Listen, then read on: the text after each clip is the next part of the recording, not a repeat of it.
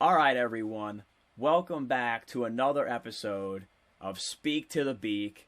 I am Tim the Ferds, and you might notice a little more excitement than normal to start. I try to be calm and collected here as the quote-unquote host, but I'm not going to lie. I'm pretty excited.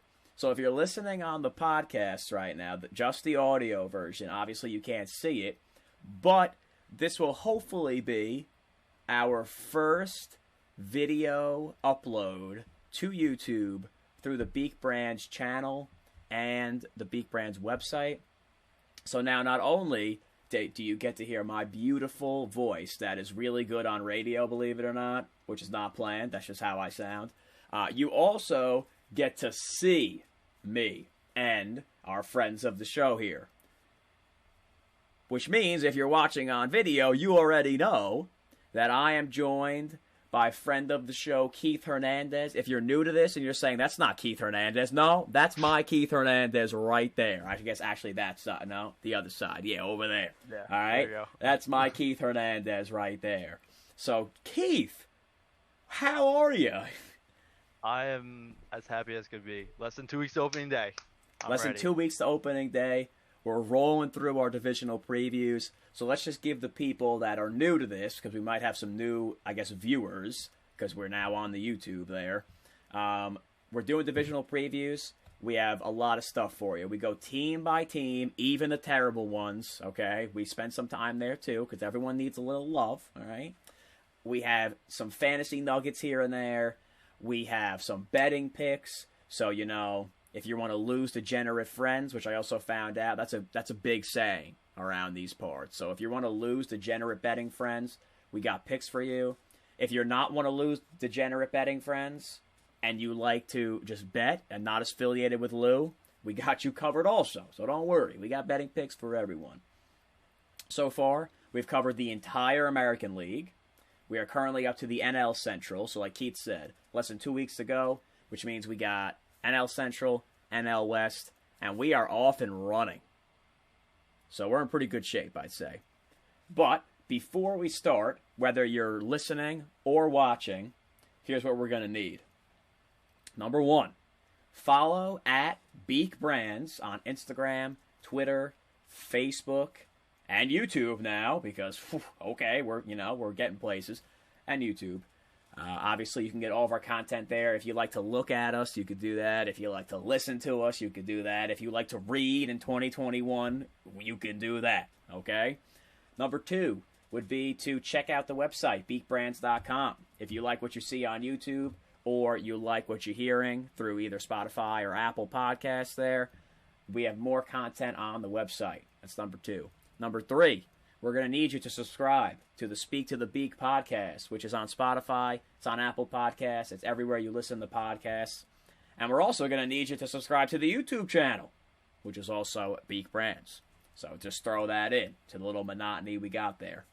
If you want to follow Keith and I, you can do that. He is at Keith Hernandez with 2 Z's.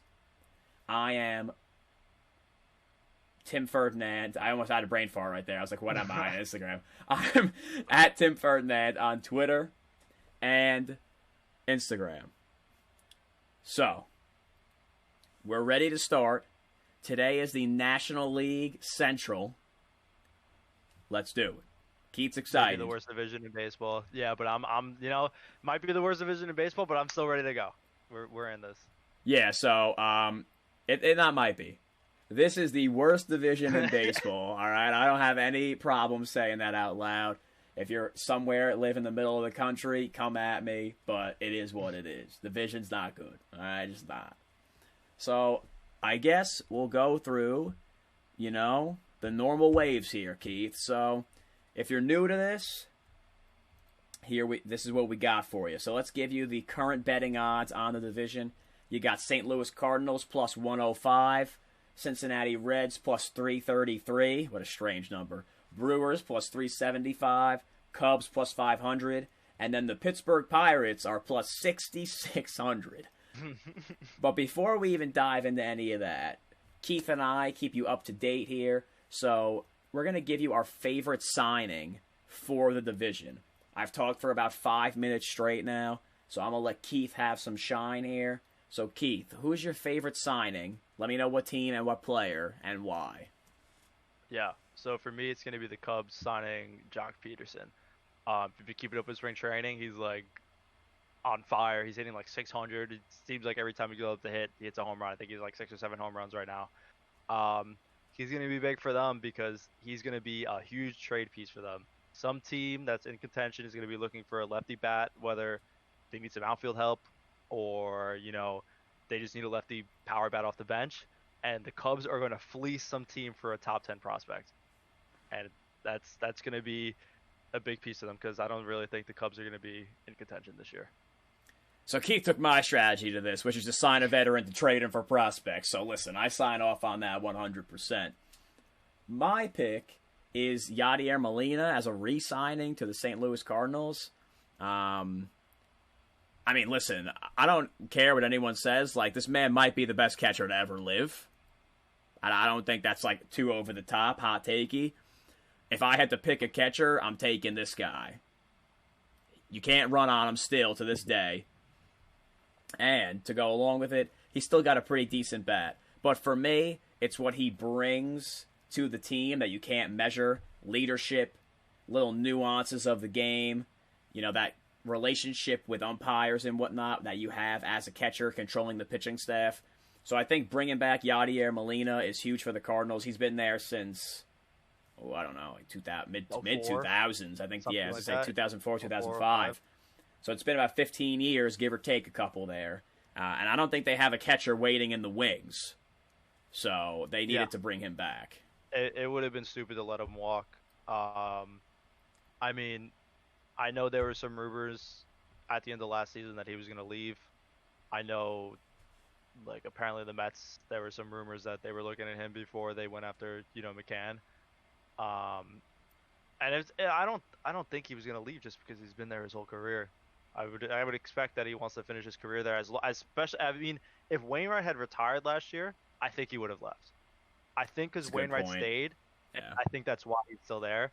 But I thought he was gonna leave originally just because they didn't seem like they were gonna contend for anything, and then they traded for Arenado. So which we're gonna get to a little bit later. So let's hold on to that. So if you're new to this format, we go team by team here. We start at the bottom and work our way up to show you some love for some of the bad teams here. And by show you some love, I mean we talk about you. We don't really show you any love. We just kind of give you some pub. So let's start with the worst team in the division, Pittsburgh Pirates. They are terrible. Listen. The worst team in baseball. Yeah, I'm sorry if you're a Pirates fan. They're probably worse than the Orioles, yeah. So let's just get right into it. How long is it until Gregory Polanco gets traded? June, probably. Yeah, he's. You think he's like 100% a goner? He has to be. He has to be. Yeah. How are you just gonna let him sit there and then let him walk at the end of the season? He's rotting there. Yeah, I feel so bad for him. I mean, he's never reached his potential yet. He's still so young. Yeah. There's still so much of that ceiling left that hopefully another team can find. Whether he gets traded hitting 150 like he was last year, or if he has having a career year, he's hitting 280.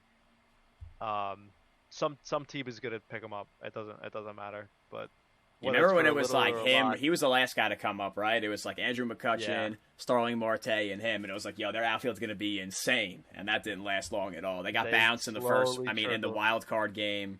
Well, 3 years in a row, 2 years in a row, something like that. Something like that, yeah. Yeah, that's rough. So I fully expect him to be traded eventually. He has to be. Yeah.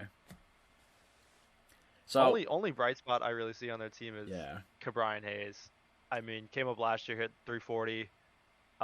Only played the last month of the season, but still, he was great for them. That's the only bright spot in that team for the most part. I mean, Cole Tucker is kind of an exciting player too, with his speed and stuff, but there doesn't really look like there's a place for him to play anymore, which is saying a lot because they don't have anyone. Full of a bunch of nobodies. So I guess we could just hit the fantasy side of it because the Pirates are terrible. Yeah.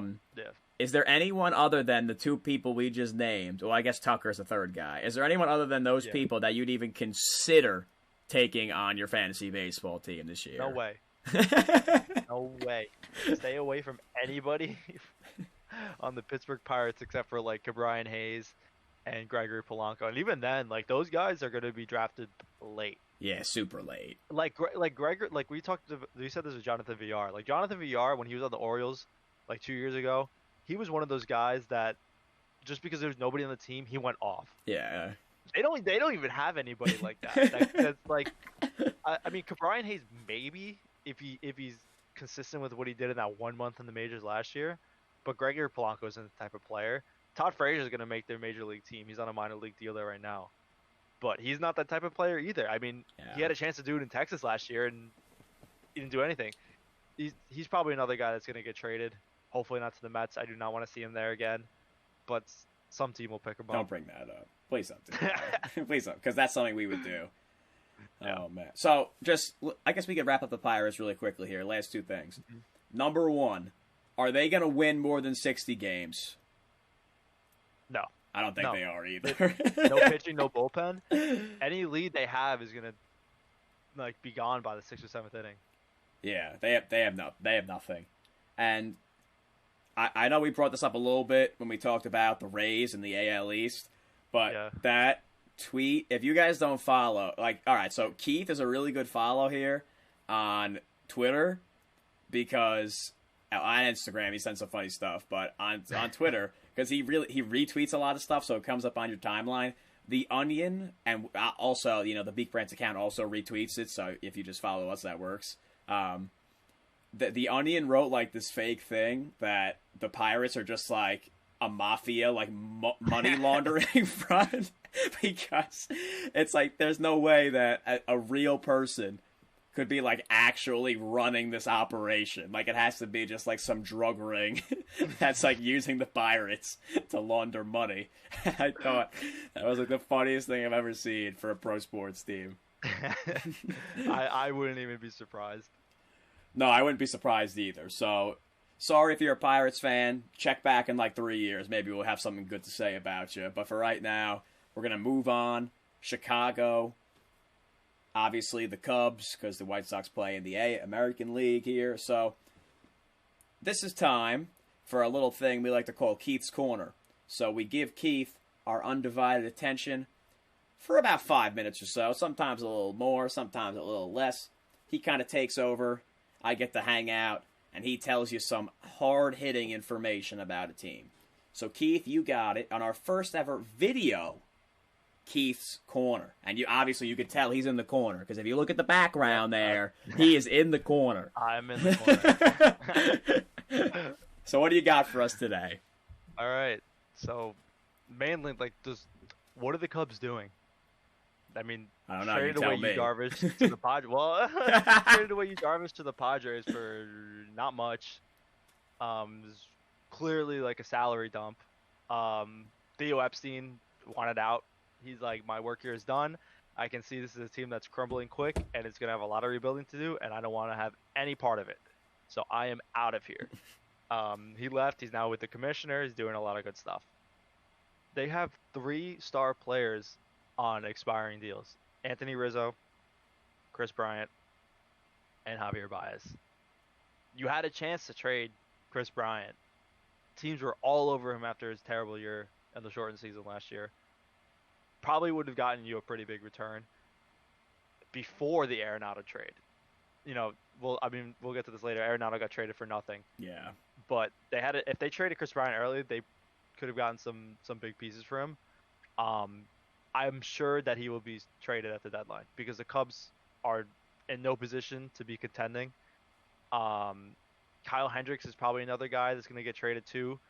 But they have to figure something out because they signed Craig Kimbrell to that huge deal, which is looking like one of the worst contracts ever. He has nothing left in the tank. They brought back Jake Arrieta, who has nothing left in the tank. This is going to be a big blow up. The only person I could see maybe staying is Baez, but like you have no pitching. You're gonna have if you can even include Jock Peterson because he's on a 1-year deal. He's gonna leave after this year too if he's not traded. You're locked up with money with Jason Hayward too. I forgot about him. That's another deal. That was bad. That was bad. But what are you gonna do? All right, so I agree. Like I said in the note when I was prepping, like so me and Keith do our prep separately so that we don't like mesh the same ideas together because obviously we just want it to be super authentic. But this was something that the first thing we both said was just like, yeah, they're going to trade everyone. I said, yeah, they're going to blow it up. So like we're on the same page here. To their credit, they didn't win the World Series with this core of guys. That is true. All right, so it was worth it. But now it might be time. They're holding on for like that last grasp, and I think that's a mistake. I think all these guys would be traded, except for Baez, like you said, because you got to keep one of them, or else the fans are going to be like, what are you doing? Because the fans are morons sometimes. And then Baez will be one of those guys you grossly overpay to keep him, and then after 2 years, you're like, oh, we got to trade this dude because our team is terrible. The team's terrible. So I guess that was going to lead me to my first question here, which was, do you think we're in for a Chris Bryant rebound? Or just let's trade this guy while we can? I hope we're in for a Chris Bryant rebound because I love him. And, Baez and Bryant both had terrible years at the shortened season last year. Yes, they did. Baez is looking a lot better in spring training this year. Both of those guys are playing for a contract. They're going to be super, super motivated because they know this is their only time to get paid. They're, looking at five plus years on a deal this upcoming offseason. They're going to have to prove it. They're going to have to stay healthy. They're going to probably both have to hit at least 30 homers if they want the money they're expecting. Well, I feel like Bryant's going to have to hit for a high average. Because, like, with teams, because Chicago will kill your power numbers, like, beginning of the year. Yeah. The ball doesn't really travel there. So if he hits, 18 to 22 home runs, but he hits for, 285 or above that, they'll be like, all right, if we bring him to our place, you can add 6 or 7 home runs to that, and we're in good shape. I think he just has to be healthy. He hasn't been healthy the last 2 or 3 years. Yeah. If he stays on the field for 140 games or more, that'll be a big deciding factor. But he's gonna. I think some team's gonna pick him up, either at the trade deadline or next offseason. Some team's gonna sign him to a ridiculous deal just because he's Chris Bryant, former MVP, and all that fun stuff. Yeah. And he's just gonna get hurt every year. He's gonna be like Josh Donaldson the last 2-3 years. Yeah, that's sad. But instead of bashing their guys, I just want to say the one guy I never liked was Anthony Rizzo, and I just hope he continues to get hit by every single inside pitch out there, because he gets mad tight about it. Like, yo, why are you hitting me? I'm like, dude, because 80% of your body's over the plate. That's why they're hitting you. So stop whining about right down it. The middle. I know. If I had the God-given ability to throw 95 plus, I don't think I would ever throw a ball over the plate to that guy. I would just hit him every single time he got up. Listen, I'm gonna keep hitting you till you move back. So, but all right, not the point. Yeah. Do you think their pitching holds up? No. Yeah, me neither. I mean, Kyle Hendricks can compete with almost every number one in the league. In a totally different way, too.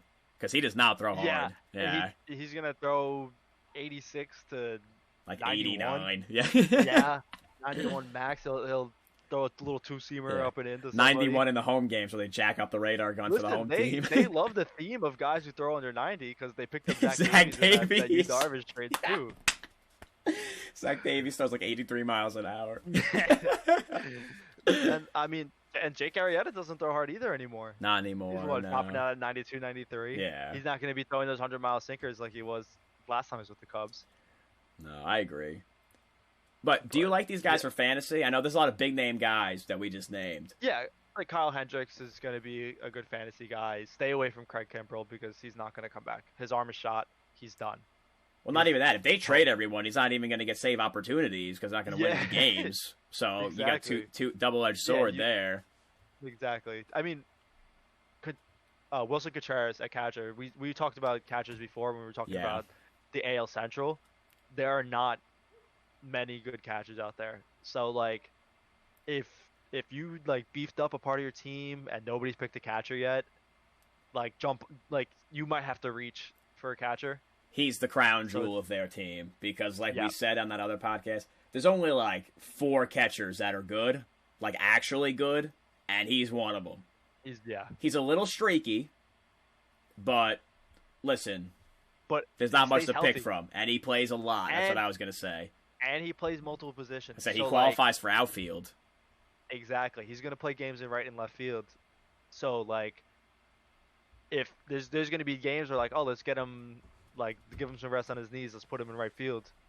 You know, he's gonna play 140, 150 games. There's gonna be more than any catcher in the league.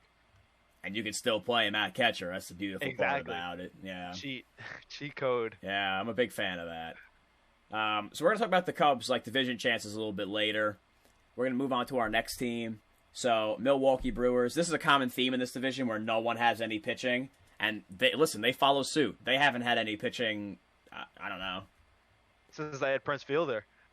Yeah, remember that? Prince and Ryan Braun and Ricky Weeks, my boy. I love that guy. And Corey Hart. Yeah. You remember Corey Hart? All those guys were always on my fantasy baseball team. I just took the entire Brewers offense. They were so good. They were so good. They were so good.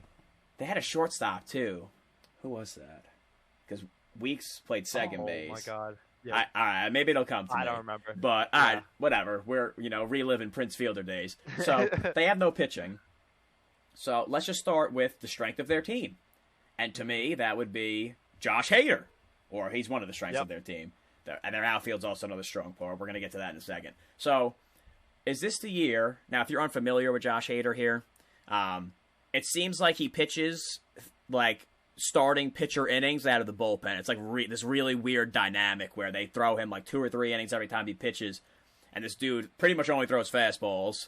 Like, up in the zone, like, cross body. It's awesome. He's also got some serious lettuce coming out the back. Yeah. But 2 things. 1, will his arm finally fall off his body this year? And 2, is he the hands-down best reliever in all baseball? This is not the year his arm falls off his body. He's still got another, like, year or 2 left. Okay. Before, like, the Brewers, like, ruin him. Yeah, toast him completely. But besides that, yeah, he's hands-down the best reliever in baseball. He's literally Chris Sale out of the bullpen. I know.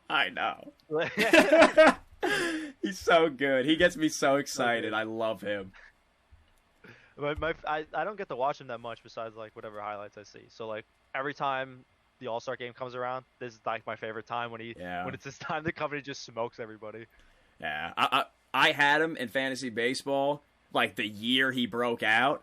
So I got him, like, stupid late in the draft. It was like, all right, I'll take this guy, Josh Hader. He's supposed to be pretty good. And then he just comes out here, like, 2 innings save. I'm like, oh, I could kiss this dude right on the forehead. This guy's awesome. I crushed everyone that year. What was that, 3 years ago now?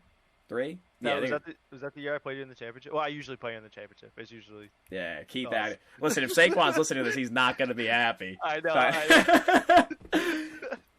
But no, Hader was really good that year. And yes, in case you're wondering, that was a loaded question. He is hands down the best reliever in baseball. You cannot touch this man. And if you're here to nerd out a little bit, I can help you with that. So, Josh Hader, career .85 whip, which if you're unfamiliar with like baseball stats, that's like ungodly. All right. Strikeout per 9, 15.3. And he has a career ERA of 2.54, and that's including a little buffed ERA last year. He also has 62 career saves, and he's technically, like, not a closer. Yeah. And just to throw another thing out there to see how good he is, he has Cy Young. Like, he's on the Cy Young betting list, and I don't even know the last time a reliever won that award. Eric Gagne, right? I have to look it up. I don't know. I think so. I don't remember. But that's what we're talking about. So, relievers are never on there. And he's on there with, like, actually pretty decent odds, he's too. He's been getting votes the last couple of years, too. So, listen, if he goes out there and breaks the save record and has, like, an ERA of, like, Zach Britton did in, like, 2016, he could be in the top 3. I just don't think that he could ever break the save record because they pitch him, like, 2 or 3 innings every time they pitch him. Exactly. Yeah. They treat him like the Mets treat Seth Lugo. Yeah. So he'll never actually break it. But it would be, if they only pitched him like 1 inning every time he went out there, He probably could. With Devin Williams now, I mean, they do have a second arm in there finally. They can mix it up, yeah. So they could give him a little bit of a buffer. They don't. The problem is they don't have any pitchers that are gonna get to the 7th inning. Correct. So just leave it to Devin Williams. Brendan Woodruff's all right. Woodruff's all right. Yeah. Those are they got 2 solid guys. I mean, not really anybody that's gonna go tit for tat with any 1-2 in the league, but they have good numbers on you. Like you said before we started recording, Corbin Burns was like insane last year. He was really good last year. Yeah. I remember the first month of the season. Obviously, you can make your Cy Young bets off of the first month and a 2-month season, but they were like top 3 Cy Young guys in the National League was like Yu Darvish, Corbin Burns, and Bauer. Yeah. So they have some guys there, but let's shift more to their hitting here. So if you're looking at for fantasy purposes, you can't really go wrong with any of their outfielders except for Jackie Bradley Jr., who's going to be overrated, and he's terrible, and I'll tell you why about that in a second, because that contract was silly. Obviously, Yelich, you're going to need a high pick if you want to snag him. Lorenzo Kane's normally a top, 55 to, 70-ish type player. Nothing flashy, but, pretty good. Their infield, I feel like, is just a bunch of guys, playing out of position because they get all hit. So you're looking at, they moved Keith Hernandez to first base, Colton Wong, a free agent signing now at second base, Shaw's at third base. They got Orlando Arcia at shortstop. So they have guys. So, if you want to fill out, aside from, I'd say Yelich and Kane are, 2 cornerstones, of your team. But if you want to fill out, your secondary infield spots or your utility spots with any of the other guys I just noted, totally a good move, right? Yeah. Super friendly hitter ballpark over there in Miller Park. They play in a division, like we said, with no pitching, pretty much anywhere. So all their divisional games are going to be cookie matchups. So you should have some high-scoring games in the NL Central. So that's why I throw my fantasy nuggets out there. But when you look at their outfield, how do you think their outfield stacks in baseball? Thinking top 3, top 5? Yeah, probably. I would say top 5. There's a lot of good outfields in baseball. Obviously, Christian Yelich skews them a lot just because of how good he is. Down year last year, but still really good. Down. I mean, so did Bellinger, and so did anybody who had an insane 2019. For the most part, did not play well in 2020. Correct. And whatever. There's going to be a lot of bounce back years this year, I'm sure. Him being MVP in 2018, second in MVP in 2019, he's going to find it. He's going to be fine. I mean, to be really should have won the MVP both times, but okay. Yep. I agree. He should have been back-to-back MVP. But I mean, Lorenzo Kane's getting up there with age now. When is he gonna not be a center fielder anymore? I think that's why they have Jackie Bradley Jr. Yeah, I think so. If any time they say, "Oh, Lorenzo Kane has no more range," they kind of just slide him to right field and move Jackie Bradley to center. It's perfect. Exactly. So I'm gonna Jackie Bradley Jr. Now, as a Mets fan, let me tell you, I don't know what I believe in terms of upper spirits and gods and all that. I was praying to someone that we did not sign this guy. I don't know who received my prayers up there or out there, whatever, but thank you, whoever you are, because my God, thank goodness we did not sign this man. 239 career batting average. He's a lock to strike out 125 plus times a year. On base 321, slugging 412, OPS 732. He somehow got $24 million over 2 seasons. As I texted with Keith as a joke, that's about 11.5 more per year I would have given that guy. What are we doing? So here's another guy. All right, hold on. We're going to play a game we played last week. Okay. You were good at it last week. Thank you. This guy does not play on his team, though. All right, so here we go. Okay. This player, he does play. He's a center fielder, though. All right, so that's your hint. 262 career average. He has never struck out more than 100 times in a season, okay? He's got a 300 on base, slugging 408, which is .04 lower than Bradley. OPS 707. Bradley's is 732. He was a free agent. He got signed this offseason. Do you know who I'm talking about? My guess is Kevin Pilar. Good job! You're so good at this game. Now, all right, so Kevin Pilar, 2 years, $6.5 million. Jackie Bradley, 2 years, $24 million. Yeah. God bless, or someone. Thank goodness. We ended up with Kevin Pilar. Now, is he the same defensive player that he was when he played for the Blue Jays? No, he's not. But he can still play. He can still play, and he's still an above-average defender. Now, I know if you say, his defensive run saved and all that's so bad. Like me and Keith mentioned last week, he literally played outfield in the 2 biggest outfields ever. In baseball. Yeah, San Francisco, where, like, you might as well play, like, beer league softball with left center and right center fielders because it's gigantic, right? And what do we say? The Coors, right? Coors, yeah, which is like, okay, the fence is like 590 feet away from home plate. So everyone's defensive metrics are going to go down there. He signed for about $18 million less, and he's going to give you the same numbers without the strikeouts. So, like, Jackie Bradley, like, I guess good for the Brewers because I guess defensive help. But I'm not paying you $24 million to play defense. I need you to hit the ball. No, and, I mean, with Avisail Garcia out there, he could even be a 4th outfielder. Why would you pay $12 million for a 4th outfielder? Well, I think they were banking on a DH for Garcia. No, it had to be. They definitely were. Yeah. I mean, I think it was smart that the Mets waited so long because, I mean, if there was a DH, it would have made sense, but not for that money. Correct. My guess was I think everyone going through the season was assuming there was going to be a DH, and there's not. But the Mets are waiting.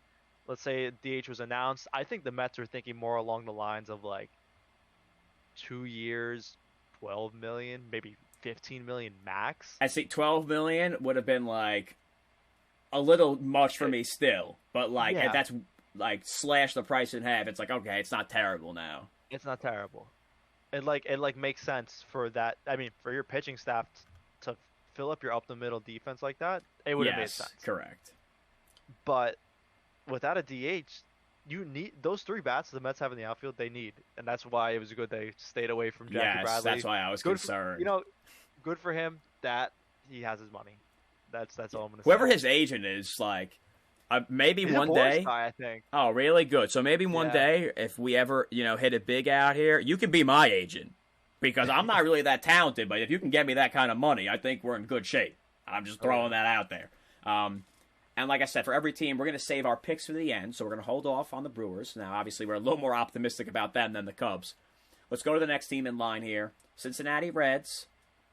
So I'll throw a couple things out there, and you tell me where you want to start, all right? So I think their pitching is super solid up front with Sonny Gray and Luis Castillo. It kind of drops off after that. Miley is solid, but, Tommy, Maile, like, eh.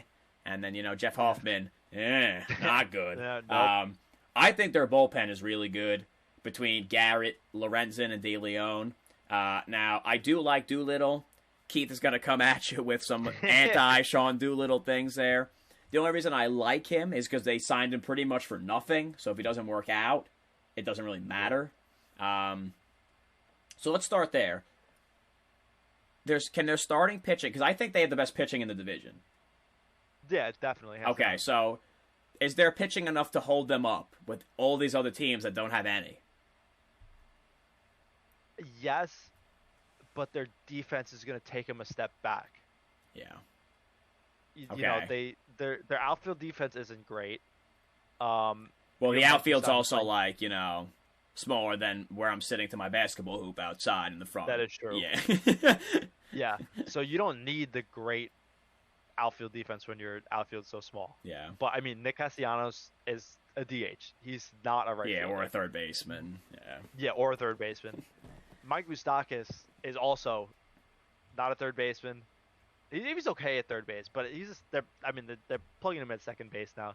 He wasn't great there. He's very limited range. He's not fast. No, they're just doing a Brewers, which is like, all right, we got mad dudes who can hit. Just play somewhere, grab a glove, we'll hope the ball doesn't get hit to you. At least the Brewers have like solid up the middle defense. Yeah, that's now true. with Colton Wong there. But I mean, the Reds don't have a shortstop either. They're probably gonna have some random. I think Jose Garcia is listed as a number 1. I honestly don't know that it is. Looks like a prospect probably 20, 22 years old, Well, something like that. well, like you said before we started recording, they could just put Nick Senzel at shortstop. That is true because Yeah. he's a natural shortstop, and then that opens up a spot in the outfield for Jesse Winker. But do you want Jesse Winker playing center field? No, Or they're do you gonna move. You want Shogo playing Yeah, center they're field? gonna move Shogo back to. Yeah, we played center field when Senzel was Japan, terrible. or- Oh yeah. Yeah, You're right. yeah. You're right. I remember because I thought Senzel was gonna be good and on fantasy baseball, and he Yeah. started off really good. He was hot to begin, then he batted like a Yeah. $125 for like a month and a half. Yeah, he's got to put it together because he's slowly also running out of time. I think we said that with like Carter Keyboom last week. Yeah. On the Nationals. Yeah. He's Nick Senzel's another top prospects that is starting to slowly run out of time. You think he puts it But together maybe- this year then? Well, if he plays shortstop, maybe if he's back in his natural position, maybe it'll all lock in for him. All right. That's one way to put it. I agree there. Yeah. Talking to center fielders, though, hey, they could always play Michael Lorenzen as their center fielder.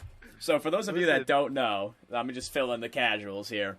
Okay. Michael Lorenzen's like a, I don't know, 6th, 7th, 8th inning type of guy, reliever. Comes out of the bullpen. He's a good athlete. You could tell he could run. He's got a really good arm.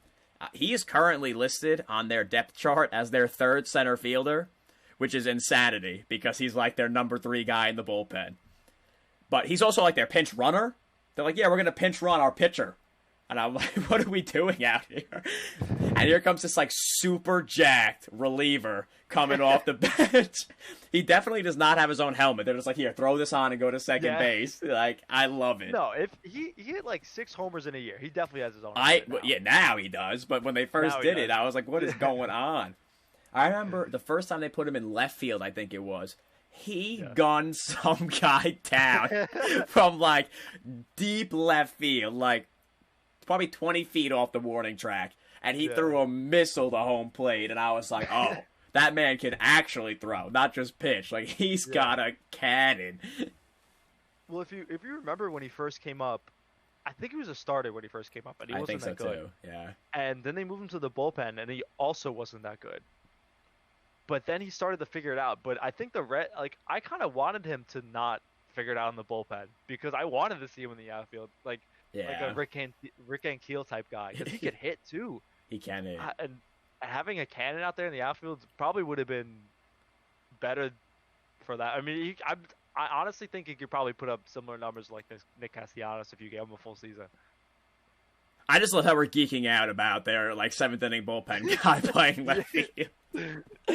All right, let's refocus. Yeah. So, we talked about their pitching. Their hitting is really, really good. Like, top to bottom, they have dudes that can hit.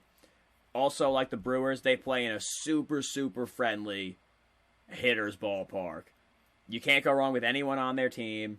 I'm a big Joey Votto guy for fantasy. Love Joey especially Votto. If you play categories. Super high on base, never strikes out. Normally really high batting average, 25-plus homers, 110 RBIs. Dude's incredible for categories, I think. Yeah. Eugenio Suarez, like, all right, I never get him because he just goes a little bit higher than I think I can get him at. But he's another guy, 300-plus average, tons of power. He led the league in home runs 2 years ago, right? Or the NL at least. I know that for a fact. He was cranking out home runs. No. I thought, didn't Pete have more than him? Oh, it made it. Did Pete catch him at? Yeah, Pete caught him at the end, right? But he was in it. He caught him at the end. He finished with 49. Pete had 53. Yeah. Whatever. So he was second in the majors pretty much. But I mean, he's another guy. But he hits for a way higher average than Pete does. Version. That is true. Yeah. That is true. But he's one of those guys that we were talking about before that's got to find his 2019 version and not let that 2020 shortened season hang over his head. Yeah, I agree. So we're going to like I said, I'm going to keep saying it because people are like, when are they going to give their picks? At the end. Because we also have Cy Young and MVP to talk about. So let's go to the St. Louis Cardinals here, all right? So we talked about every team so far except for them. For me, I think they have a serious pitching issue. Yeah. Outside of Jack Flaherty, I don't really know what they have behind them. Like, they have guys that are names that people know. Like, you got Adam Wainwright, you got Michaelis, who's currently injured. You got Alex Reyes, who may or may not be in the bullpen. You got Kim, who was in the bullpen, and then he was a starter, and then he was both, and he's all over the place. Like, they have a little mishmash of guys there. I guess we'll just do it this way. Who do you think makes their rotation? Like, if you have to go 1 through 5 right now, top of your head, Michaelis is hurt, so don't throw him in there. Yeah. So it would be Flaherty, Wainwright, Kim, probably Carlos Martinez, and then Ponce de Leon. All right, yeah, so I have the same 5 then. Yeah. Because, I mean, Michaelis is there. That's their biggest loss. Yeah. But, I mean, obviously, if Flaherty gets hurt, that's it. Oh, it's over for them. Yeah. But without Michaelis, that's their number 2 that they really need. Because Wainwright's 40 years old. He's really old. He's on his last leg. I don't think he's 40, but he's old. He's old. Yeah. Kim struggled last year. I think that was his first year in the majors, right? I think the year before that was, but that was his first year as like a full-blown starting pitcher. Yeah, I know. I remember watching a spring training game against the Mets when Kim was starting, and he got rocked in the first inning, and then they threw like 40 pitches in the first inning or something ridiculous, and then they roll him over. Carlos Martinez, I feel like every time he pitches in spring training, he's been against the Mets, gave up like 6 runs today. But he's always been a little all over the place, even when he was elite. Yeah. That is true. I think realistically they should have signed a pitcher in the offseason. Yeah, they should have. And rocked Martinez in the bullpen, because their bullpen is also a little on the light side. I mean, they have Jordan Hicks coming back this year, but like even with Jordan Hicks, this is going to be his first season off of Tommy John. So they're gonna need. And Reyes is coming off an injury too, isn't he? Yeah, Reyes is always hurt. Yeah, I know, but like he's slowly progressed to like bigger injuries as he's gone. Yeah, which is scary. Yeah, I know, it's not good. His velocity is down too, so which is also not good. Also not good. But I mean, they still got Gallegos in there. He's super underrated. Gallegos, super underrated. Andrew Miller's starting to lose some velo. He's starting to lose some velo. It's going to be a big what's left in the tank for Andrew Miller. I'm glad you brought him up. So he only pitched 13 innings last year. ERA 2.77, which is good. I mean, not for him, but it's good. WHIP was still over 1. Now the 2 years prior to that, he was really bad. ERA over 4.2 both of those seasons. Do you think he's a guy that, like you said, it's kind of like what do you have left in the tank? If he shows he has something left, you think they trade him, even though they are the top contender? No, they ride him. I think they have to, because I mean, I don't really think any other team in the division is gonna like be up there with them at number 1, in the division. I mean, see, I think the winner of this division is gonna have like 85 wins. Maybe. Yeah. Maybe like 87. Yeah, I can't see a team in this division winning 90 plus. So. Well, I mean, the only way a team would win 90 plus is like if the Pirates have literally less than 50 wins. Yeah, well, but then because everyone's gonna beat up on them then. Yeah. And I mean, you don't know how. I mean, the Cubs are. I think people are projecting them to be around 500. I think they're gonna win 72 games max. They could blow it up and then just go downhill real quick.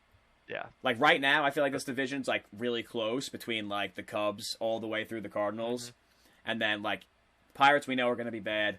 Cubs might blow it up. That's 2 teams that could go on, like, a, lose 12 or 15 streak, once or twice. But back to the Cardinals. Now, here's the big thing. Like we talked about before, they re-signed Yachty. They re-signed Wainwright. They got Nolan Arenado for free. They called up the Rockies. And they were like, hey, we'd like to trade for Nolan Arenado. And they were like, all right, cool, we'll give you $50 million with him. And they were like, oh, all right. They literally traded nothing to get him. Yeah. There was like one guy in that deal. I couldn't believe it. When I saw the update come through, I was shocked.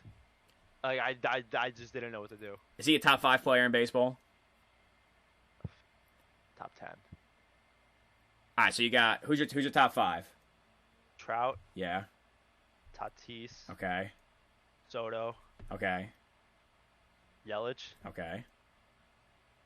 And then I I don't know who I'd put 5, but I would put Bellinger over him. I would put Lindor over him. Oh, see, I'd rather have him than both of those guys. It's not even close. Really? Yeah. But I might rather have Acuna over him though. That's true. So okay. All right, so maybe we can just say top 8. Top okay, 8. So he's a top 8-ish player in baseball, right? And they got him for pretty much free because the Rockies were trying to dump salary because they're allergic to winning or something over there. So the Cardinals now have this guy. So now we'll throw some names out there for the people at home, right? So here's what we got. We know we have Yachty at catcher behind the plate. You got Paul Goldschmidt. You got Nolan Arenado. You still have Paul DeJong at shortstop. You got Harrison Bader in center, who Keith's not in love with, but all right. You got Dylan Carlson, like Tyler O'Neill. Like, they have some guys. Yeah. And they still have Matt Carpenter, who's kind of, I guess, going to be like a jack-of-all-trades type of guy. Yeah, he's just going to put him anywhere. I mean, that's what they usually do to him. Yeah. But the big thing is he's going to hit again. I mean, he comes out here hitting 160 to start the first 2 months of the season pretty much every year. I know, I love it, because someone takes him in fantasy baseball, and then they drop him when they get mad at him, and I always end up with them. That was me.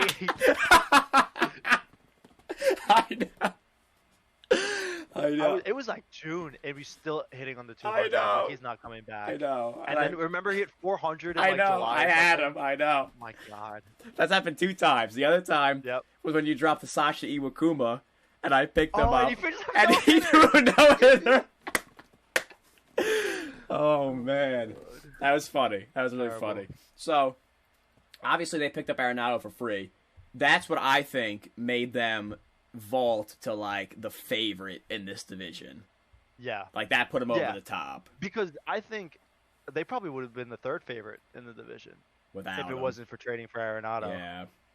But here's the thing. Let's say Flaherty gets hurt, or Flaherty pitches with a 5 ERA again, like he did last year. They're in big trouble.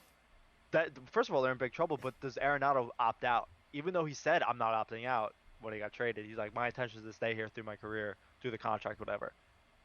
And if they're terrible this year, and Yachty retires, and Wainwright retires, I don't know who else is on expiring. Clearly, he doesn't seem like a patient guy. Because remember... Yeah. The last 2 years, he's all like, I want to win a championship here in Colorado, blah, blah, blah, blah, blah, blah, blah. And then immediately as things went downhill, he's like, I want out. I'm done. Yeah. So if you're not a baseball guy and you're listening to this is pretty much Deshaun Watson. He's like, yeah, I'll re-sign here. And then like 8 months later, he was like, no, trade me. But the Rockies were like, yeah, sure, we'll get rid of you. But like the Texans aren't doing that. So pretty much like, why would you sign an extension if you're like on the fence about it? Wouldn't you let it play out? He signed the extension, and he was like, nah, get me the hell out of here. Really, I don't know what's going on there. It was weird. So that brings us right to some wetting the beak. So if you're new to wetting your beak, that would be our betting picks here. That's kind of our statement here, wet the beak, Beak brands. Okay, so let's go right to the MVP. I'll give you a couple of guys. You tell me who you want. Yelich plus 1,200, Arenado plus 1,200. So they're co-favorites out of this division. Yep. Chris Bryant plus 3,500, Rizzo plus 3,500, Goldie plus 3,500, Baez 4,000, Happ 5,000, DeJong 5,000. Who are you taking and why? I'm taking Yelich comeback here. Damn it. That was my pick. I feel like Yelich is going to be playing with something to prove this year. And if the Brewers want to do anything, he's going to have to carry this team. That's why I was going to pick him. They have enough offense. Yep. To, like, with everyone around him to like go places, but he's gonna have to be like MVP 2018-2019 Christian Yelich again if the Brewers want to go anywhere. So it's kind of like that Greg Jennings video where he breaks his leg and puts the team on his back. That's gonna have to be Christian Yelich. All right, so that's what's gonna have to happen. So that's my pick, and I agree 125% with everything Keith just said. But if I had to pick somebody else, I would take Arenado, because if they go deep into the playoffs, he's going to be viewed as the guy that put him over the hump, and that's a good way to get MVP. Well, even though MVP voting is done after the regular season. Yeah, allegedly. Allegedly. Yeah. That is true. It's always weird that these guys that have massive postseasons get a couple extra votes there. Yeah. It's a little suspect. A little bit. So those are our MVP favorites. Cy Young. Let's move to the pitching side here. Castillo plus 1,200. Flaherty plus 1,500. Woodruff, 25, Sonny Gray 35, Corbin Burns 35, and Hader 5,000. I just want to say the fact that both Brewers starters have better odds than Josh Hader is a travesty. Ridiculous. All right. Yes. So where are you going to go with this one? I know I was kind of trashing him before. Well, not trashing him. I'm just saying if he has a bad year. But I have high hopes for Jack Flaherty that he'll come back. 2019, he was insane the second half, and he gave DeGrom a run for his money at that Cy Young Award. Yes, he did. So if he goes out there, is healthy, pitches over 200 innings with like 225 strikeouts around there, he's gonna be in probably top 5, top 3 contention for Cy Young in the National League. Yeah, listen, I'm with you on that. My pick, though, I agree with you, but my pick is going to be Luis Castillo. I love this guy. All right, throws gas, super good changeup, and I think if the Reds make any noise, it's going to be because he has a stellar year. Him and Sonny Gray combined. The only thing that might hurt him is, like I said, him and Sonny Gray combined. That's what's going to have to bring him there. And also, you're competing against Jacob deGrom. So, like, your stats need to be, like, incredible. Your chances are already gone. Like, if you want to beat Jacob deGrom, you're probably going to have to post an ERA of at least under 2.2, most likely under 2. Next week, when we do, maybe we'll do a little special podcast video where we go just award favorites, because we have been giving picks. Maybe we could do a just strict award show there. It's going to be tough to beat DeGrom. If it's like DeGrom versus the field, I mean, you have a pretty good chance just taking DeGrom in that, which is saying a lot. But I'm going to go with Castillo. Hader's a dark horse, but like we said before, not going to get the save, so it's not even worth throwing money on it. So, all right, Keith, so it's time. Your chalk pick for the NL Central is... Cardinals. Yeah, I'm going to cut Keith off here because every division so far, I've been, like, very confident in who I was going to take. And this division, I'm just not. And you don't sound that confident either. No, because I want to pick the Brewers so badly. But, like, everyone in the rotation, the question mark. And their bullpen, like we said before, it's only 2 guys. So, I mean, like, I was just saying this with Yelich carrying the team. Like, their offense is going to have to carry them. All right, so here's a question for you. The team that wins this division either has A, the best pitching, or B, the team that hits the best. Definitely the team that hits the best. Okay. But I think the NL Central was the worst offensive team in baseball last year. Which is so weird. Or the worst offensive league in baseball last year. And I know that's why everyone was like saying Bauer shouldn't have won Cy Young because he was pitching against the nobody. The AL and the NL Central were both the 2 worst divisions in baseball in terms of hitting. Yeah. So listen, it's not under his control though. He just played the schedule they gave him. That is 100% correct. Yeah. But also the team that wins this division, that's the only team that's going to the playoffs from the NL. 100%, yes. Because if you want a wild card spot, you have to win at least 90 games. Yeah. This year. This is like once again, if you're a football fan, this is the NFC East. You're either going to get 8 wins and get in, or you're not going to be close. Like that's it. So my chalk pick is also the Cardinals, but like I said, I really do not feel good about it. So I'm just going to go right to my upside pick. Yeah. The Cincinnati Reds. I wanted to take them as my chalk pick so bad, but I just couldn't do it.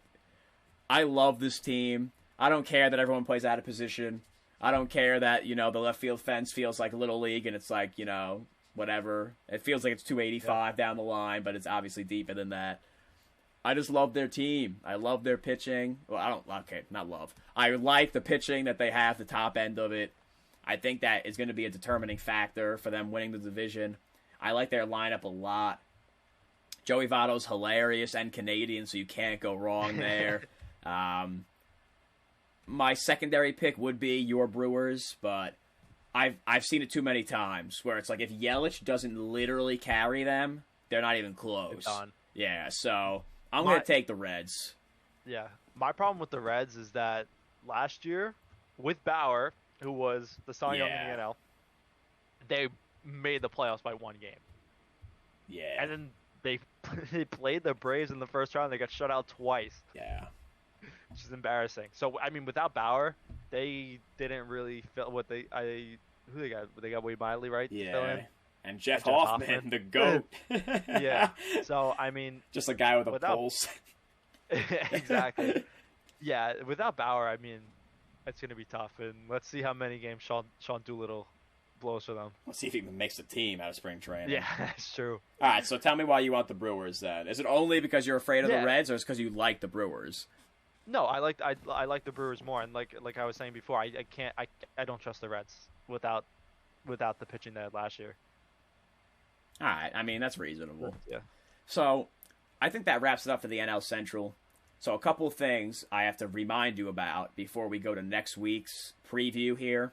Because we like to tease the next week's show. Need you to do a couple of things. I already said it once, but I'll say it again because some of you don't listen. So number 1, follow at Beak Brands, Instagram, Twitter, Facebook. You got to do that. We need your support. Tell a friend. Help a guy out or guys, because we got 2 people out here. All right. Number 2 would be check out the website, beakbrands.com. Written content, the podcast is there. We got stuff for you. All right, so the things we write about are different from the things we talk about on the pod. All right, now we do integrate some other things there, but it's both, okay? Number 3, I need you to follow and or subscribe to the Speak to the Beak podcast on Apple and Spotify, and also need you to subscribe to the Beak Branch channel now on YouTube. This is hopefully our first video there, all right? And then the last thing is, if you want to follow me, I'm at Tim Ferdinand. I actually remembered my name this time. Earlier, I forgot what it was, even though it's literally just my name. And then if you want to follow Keith, he's at Keith Hernandez with 2 Z's. Remember, we have hockey pods come out every week. We got football right in the middle of free agency. We got the baseball season about 20 days, maybe a little bit less, 18 days. Isn't it 18? 2.5 weeks? No, it's 12 days till opening day, I think. Do I not know what day it? Oh, it's the 19th. Yeah. Game changer. Yeah. It would help if I knew what day it was. Yesterday, Thursday. Thursday was exactly 2 weeks. 2 weeks. Okay, so we're right there 13 days to opening day. By the time they hear this, it's going to be what, 10, 9? Yeah, something like that, because it comes out on Mondays. So we got some stuff going on there. Getting close.